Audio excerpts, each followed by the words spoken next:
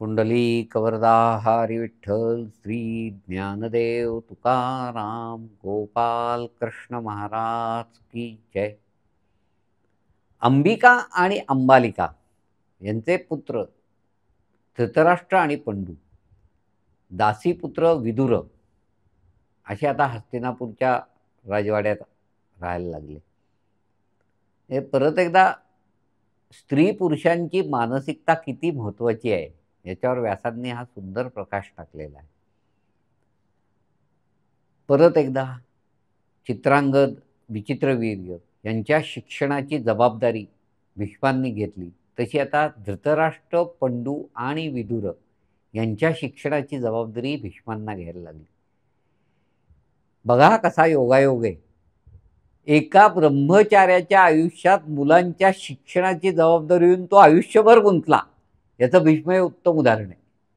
स्वतः ब्रह्मचारी, आधी चित्रांगद, विचित्रवीर्याची शिक्षणाची जबाबदारी, नंतर धृतराष्ट्र, पंडू आणि विदुरांची शिक्षणाची जबाबदारी, पुढं कौरव पांडवांची जबाबदारी, दुर्योधन, दुःशासन, अर्जुन, भीष्म, धर्म वगैरे ह्या सगळ्यांची जबाबदारी। तर ह्या सगळ्या जबाबदारी भीष्मांना पार पाडायला लागल्या की शिक्षण तर आता दिलं पाहिजे, आणि स्वतः ब्रह्मचारी होते आणि त्यात ते गुंतूनही पडले शेवटपर्यंत। कालांतराने धृतराष्ट्र, पंडू आणि विदुर हे शास्त्र संपन्न झाले, शस्त्र संपन्न झाले। आता त्यांच्या विवाहाची जबाबदारी आली। परत एकदा सत्यवतींनी भीष्मांनाच साथ घातली की ह्यांच्या विवाहाची जबाबदारी आता तुझ्यावरच आहे। भीष्मांचा शोध चालू झाला। गेल्या वेळेला संततीमुळे गोंधळ झाला, हे भीष्मांच्या आणि विदुरांच्या पक्क मनात होतो, कारण भीष्मांनी सत्यवती व्यतिरिक्त विदुरांशी मात्र लग्नाची चर्चा केली। तर गेल्या वेळेला हा गोंधळ झाला होता अंबिका आणि अंबालिकाच्या बद्दल।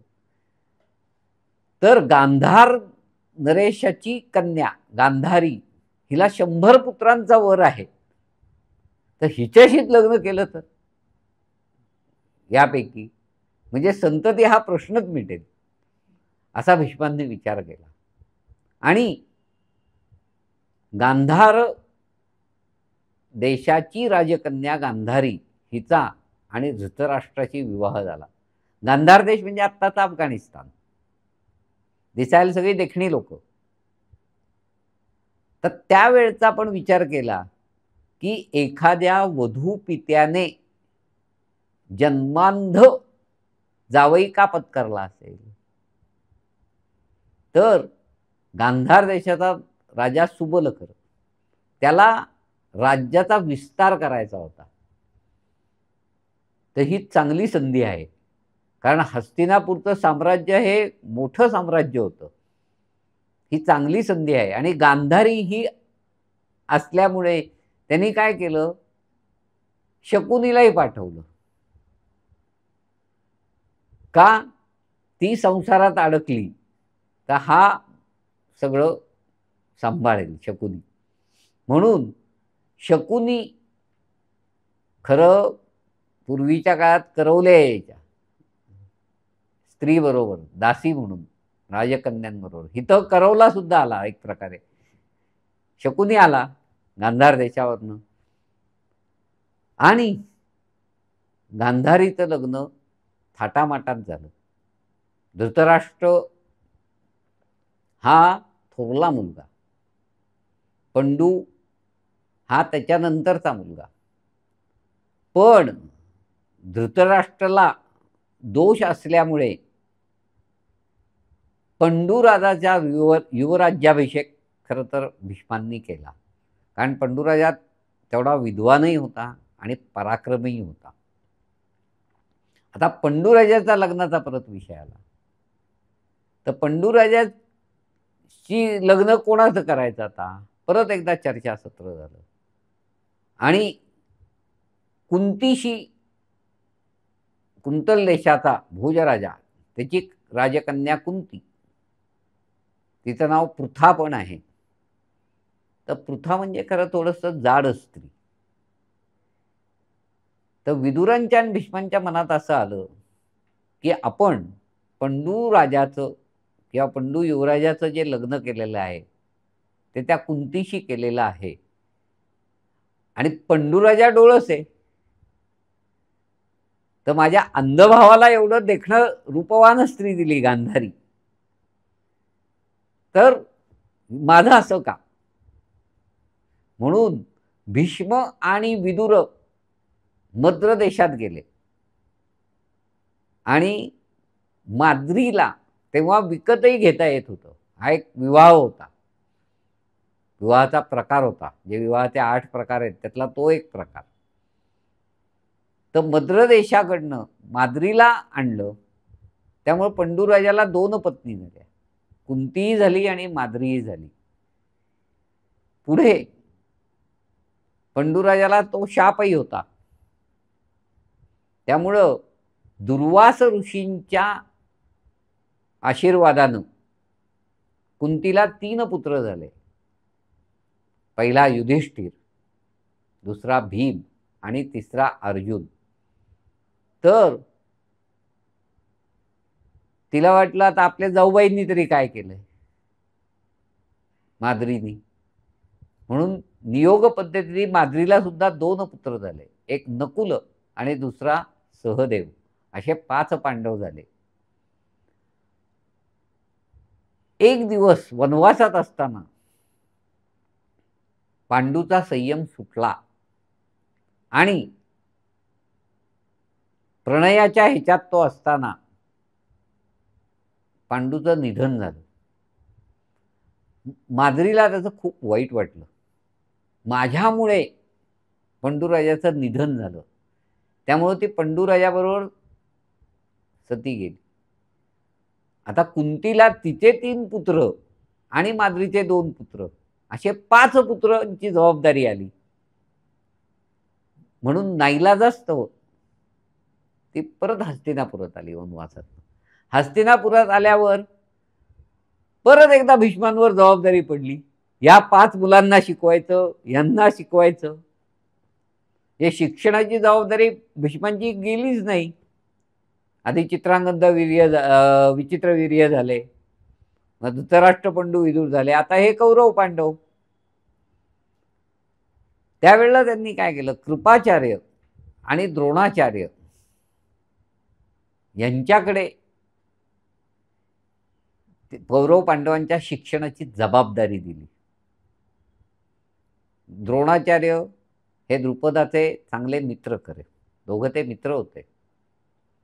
पण काही कारणाने त्या दोघांच्यात बेबनाव झाला आणि द्रोणाचार्य द्रुपद राज्यातनं बाहेर पडले. कृपाचार्यांची बहीण कृपी ही द्रोणाचार्यांची धर्मपत्नी होती. त्यामुळे द्रोणाचार्य आणि कृपाचार्य हे नातलग होते.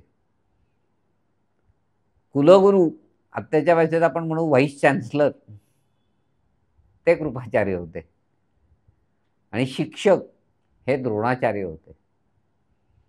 तर त्या द्रोणाचार्यांनी शस्त्रविद्या आणि शास्त्रविद्या याचा संगम घडवून सगळ्या युवराजांना अतिशय उत्तम शिक्षण दिलं. आता एक ठराविक वय झालं की आता त्यांनी काय शिकलंय त्याचं एक प्रदर्शन असतं. म्हणजे आत्ताच्या भाषेत आपण म्हणू की वर्षभर अभ्यास केला, वर्षाच्या शेवटी परीक्षा दिली पाहिजे ना, मग काय अभ्यास केला कळेल.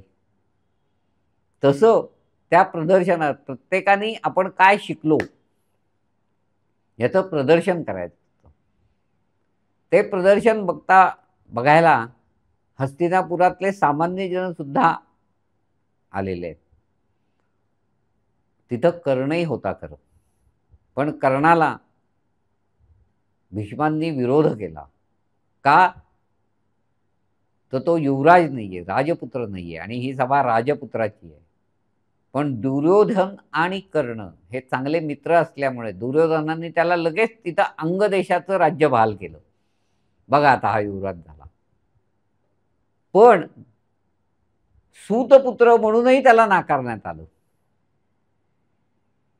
तर आता ह्याच्यामागं भीष्मांची भूमिका त्याला नाकारायची होती का, हा प्रश्न उद्भवतो खरं तर. तर माझ्या मते काय झालं की लग्नाच्या आधीचा पुत्र कर्ण होता, त्यामुळं तो ह्या सगळ्यांपेक्षा मोठा होता. म्हणजे आजही अंडर 21 स्पर्धेत 22 वर्षाच्या मुलाला एंट्री नसती. त्याचा कर्ण मोठा होता. तर हेही एक कदाचित भीष्मांचं कारण असेल की हा मोठा असल्यामुळे ह्याला आपण प्रदर्शनात त्याची शस्त्रविद्या दाखवायची संधी द्यायची का नाही. पण हा वेगळा विषय झाला. पण या संदर्भातला असल्यामुळे मी तुम्हाला सांगितलं. पुढे सगळ्या पांडवांनी आपापलं शस्त्र कौशल्य इतका सुंदरपणे दाखवलं. अर्जुनाने धनुर्विद्या दाखवली, युधिष्ठिरांनी भाला दाखवला, दुर्योधन भीमांनी गदा दाखवले. अशी वेगवेगळी शस्त्रांचं कौशल्य तिथं झालं. पण ते कौशल्य बघताना जनमानसाचा ओढा हा पांडवांकडे राहिला आणि दुर्योधनाचा मत्सर लहानपणापासून जो होता तो अजून वाढीस लागला आणि युधिष्ठिरावर लोकांच्या आपण काय म्हणू की एक प्रकारे प्रेशराईजमुळं युधिष्ठिराचा युवराज्याभिषेक झाला आणि हस्तिनापूरचा युवराज म्हणून युधिष्ठिरला उर्फ धर्मराजाला घोषित करण्यात आलं.